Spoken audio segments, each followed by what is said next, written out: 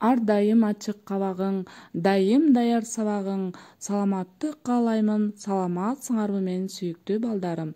Мен силерди абдан сагындым. Биз мектептен кайрадан жолугушканга чейин аралыктан окутуу ишин жүргүзүп турмакчыбыз. Мезгилди мерт болбостон жеңген тилим, мейкиндикте канат кагып келген тилим, эң ыйык жашоомдогу теңдеши жок, ал менин келечеги кең кыргыз тилим демекчи балдар, бизде азыр кыргыз тили сабагы. Сабакты баштаардан мурун мен силерге жагымдуу маанай түзүп алгым келип жатат. Экрандан эмнени көрүп турасыңар балдар? Туура, күндү көрүп турасыңар. Ошол күндү колубузга алабыз. Азаматсыңар балдар. Эми айткылачы, эмнени сезип турасыңар? Туура, күндүн жылуулугун сезип турабыз. Демек ошол жылуулукту жүрөгүбүзгө катып, күндөй күлүп, күндөй жылмайып, бүгүнкү сабагыбызды жагымдуу маанай менен баштап алалы. Дептериңерди ачып, бүгүнкү числону жазгыла. Биздин бүгүнкү сабагыбыздын темасы сүйлөмдүн түрлөрү деп аталат. Андан соң таза жазууну дагы унутпагыла. Сабактын максаты сүйлөмдүн түрлөрү боюнча маалымат алып, аларды тексттин тутумунан таап, айырмалап билесиңер. Сүйлөмдүн түрлөрүн ойзеки жана жазуу кебинде туура колдоно билүүгө үйрөнөсүңөр. Жаңы сабакты өтөрдөн мурун силерге суроо берем. Сүйлөм деп эмнени айтабыз? Ооба, биз буга чейин эле өткөнбүз, Сүйлөм бир же бир нече сөздөрдөн түзүлүп, бүткөн бир ойду билдирет.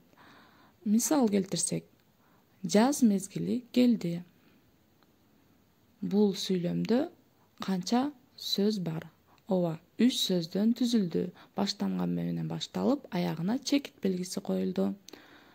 Сүйлөмдүн түрлөрү балдар, сүйлөм айтылыш максатына карай жай сүйлөм, суроолуу сүйлөм, илептүү сүйлөм жана буйрук сүйлөм деп бөлүнөт. Биз бул сүйлөм түрлөрүнүн ар бирине токтоло кетебиз. Алсак, жай сүйлөмдө ой жайынча баяндалат. Сүйлөмдүн аягына чекит белгиси коюлат. Мисалы, бүгүн биздин майрам. Суроо иретинде түзүлгөн сүйлөм суроолуу сүйлөм деп аталат. Суроолуу сүйлөмдүн аягына суроо белгиси коюлат. Балдар, силер суроо белгисин абага жазып, эсибизге сактап калабыз. Бул сүйлөмдүн түрүнө мисал келтирсек. Булар кимдер? Алар эмне кылып жатышат? Булутка минип асманга учса болобу?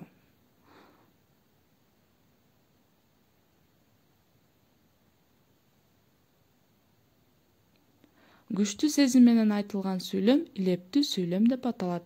Илептүү сүйлөмдүн аягына илеп белгиси коюлат. Илеп белгисин балдар абага жазып, эсибизге дагы сактап коебуз. Мисал келтирели. Айы, көпөлөктөр абдан көп тура. Бирөөгө карата буйрук иретинде айтылган сүйлөм буйрук сүйлөм деп аталат. Мындай сүйлөмдөрдүн аягына чекит белгиси коюлат. Мисалы, балдар, эшикке чыккыла, тазалыкты сактагыла. Бул жерде силер балдар сүйлөмдүн бир нече түрүн көрүп турасыңар. Мисалы, жай сүйлөм бар, суроолуу сүйлөм бар жана илептүү сүйлөм бар экен, Сүйлөмдөрдү окуйбуз. Ырды окуп, андагы жай сүйлөмдөрдү таап, дептериңерге көчүрүп жазгыла. Бул көнүгүүдө болсо, сүйлөмдөрдү окуп, тыныш белгилерине көңүл бургула. Кандай тыныш белгилер бар экендигин тапкыла. Накыл кептерди окуп, маанисин чечмелегиле. Сүйлөмдүн кайсы түрүнө кирет, ошону байкагыла. Сүйлөмдөргө суроо түзүп, дептериңерге сулуу кылып көчүрүп жазгыла. Бүгүнкү сабакты түшүнгөнүңөрдү байкаш үчүн мен балдар силерге мындай тапшырма берем. Бул жерде сүйлөмдөр жазылган.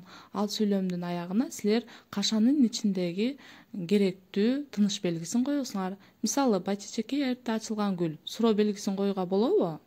Жок, болбойт, Чекит белгисин коебуз. Калгандарын өзүңөр аткаргыла. Үйгө тапшырма. Сүйлөмдүн түрлөрүнө карата бирден сүйлөм түзүп келгиле.